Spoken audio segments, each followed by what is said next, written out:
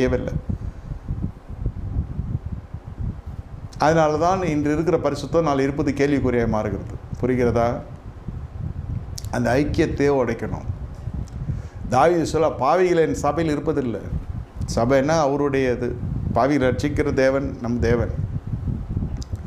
அவனை ரட்சிப்புக்குள்ள நடத்துறேன்னு சொல்லி உங்கள் ரட்சிப்பை நீங்கள் பட்சிக்கப்பட்டு விடாதீங்கன்றது தான் என்னுடைய தாழ்மையான வேண்டுகோள். உலக சிநேகிதம் அது முடியல. ஞாயிற்றுக்கிழமை தேவன், நம்முடைய கடன் பிரச்சனைக்கு தேவன், நம்முடைய குறைவுகள் நிறைவாக்கத்துக்கு தேவன், நமக்கு ஒரு நல்ல ஜெயமுள்ள வாழ்க்கை வாழ்த்து தேவன்.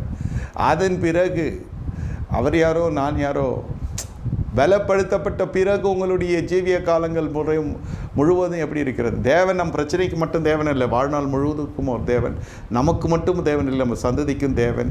பிள்ளைகளை சுத்தமாக பார்க்குறதே கிடையாது, அதை கண்டிக்கிறதும் கிடையாது.